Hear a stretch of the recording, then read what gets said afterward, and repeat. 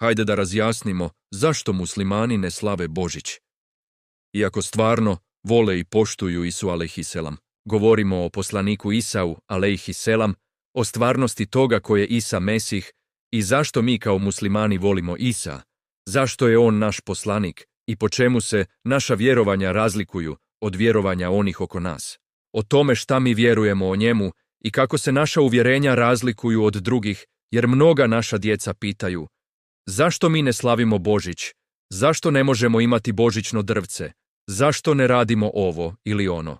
Na to odgovaramo: Allah je učinio da postoje različiti narodi i različite vjere. I svako treba slijediti svoju vjeru, posebno ako vjeruje da je ona istina. Da, mi tolerišemo druga vjerovanja i dopuštamo drugima da vjeruju kako žele. Islam nikoga ne prisiljava na vjerovanje. Ali mi vjerujemo u istinu da je Allah jedan i kažemo da je svako ko vjeruje drugačije po tom pitanju u zabludi. Mi ne pozivamo na netrpeljivost niti na mržnju prema drugima, ali pozivamo u vjerovanje da je Allah jedan. Ako vjeruje drugačije, u tome griješi. Njihova sudbina je između njih i Allaha. Naš zadatak je da prenesemo poruku i objasnimo naša uvjerenja. Hoće li neko poslušati ili neće, to je između njih i Allaha. Budisti ne slave islamske praznike, pa ni mi ne slavimo njihove. Kršćani ne slave praznike drugih religija poput zoroastrizma ili hinduizma. Isto tako, mi kao muslimani ne slavimo svete dane drugih religija, jer slavljenjem tih dana kao da potvrđujemo ideju koja stoji iza njih. Za mnoge kršćane 25. decembar je obilježavanje rođenja čovjeka kojeg nazivaju Božijim sinom. Mi ne vjerujemo da Allah ima sina. Ako bismo slavili taj dan, to bi bilo kao da kažemo da vjerujemo da Allah ima sina, a mi to ne vjerujemo.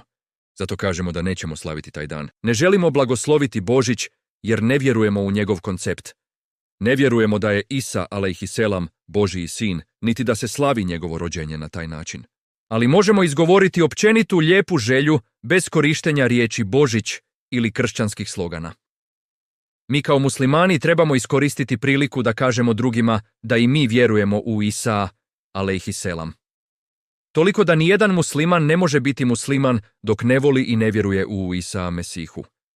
Potpuno je dozvoljeno reći Isus Krist, jer Krist znači Mesih, pomazanik, onaj kojeg je Allah odabrao. Isa je aramejska forma imena, a u latinskom je postalo Jesus. Nema ništa sporno u tome da se kaže Isus Krist. Allah u Kur'anu više od 8 puta spominje Isa Mesihu. Mi vjerujemo da je Isa alejhiselam jedan od najvećih poslanika koji su hodili zemljom. Dat je najplemenitijoj ženi u historiji, Merjemi, majci Isa. U Kuranu postoji sura nazvana po njoj. Melek joj je rekao da ju je Allah odabrao iznad svih žena. Merjema je bila najčestitija žena. Kada je ostala trudna, svaka druga žena bila bi optužena, ali ona je bila toliko čista da joj je povjerovano. Isa je govorio iz kolijevke, kao novorođenče, i održao govor braneći svoju majku i potvrđujući da je Allahov rob i poslanik. Činio je čuda kakva nijedan drugi poslanik nije činio. Liječio je gubavca, davao vid slijepom rođenom, oživljavao mrtve Allahovom dozvolom, oblikovao pticu od gline i ona bi oživjela Allahovom dozvolom.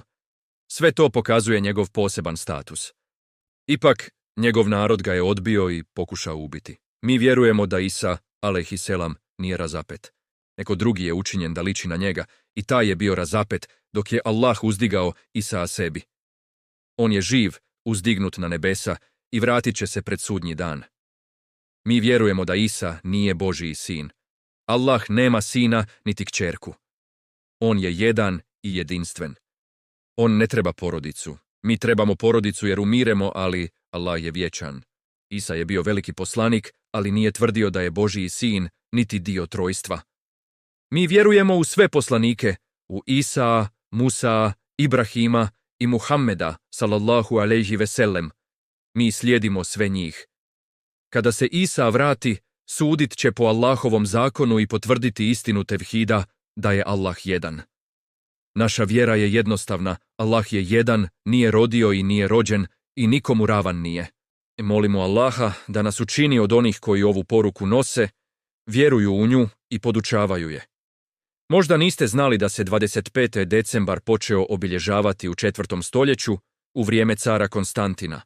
Nigdje u Bibliji ne piše da je Isa rođen 25. decembra. Mnogi historičari navode da je taj datum povezan s paganskim zimskim svetkovinama. Čak i ako zanemarimo to pitanje, slavljenje rođendana poslanika nije dio islama. Nijedan poslanikov rođendan nije precizno poznat, niti su ga ashabi obilježavali. Mi volimo i poštujemo Isa, alejhiselam, ali to ne znači da učestvujemo u proslavama koje nisu dio naše vjere. Islam nas uči da poštujemo druge, ali i da čuvamo svoju vjeru i svoj tevhid. Neka nas Allah učini od onih koji ga obožavaju kao jedinog, koji slijede sve njegove poslanike i koji prenose ovu poruku s mudrošću i lijepim savjetom. Eselamu alejkum.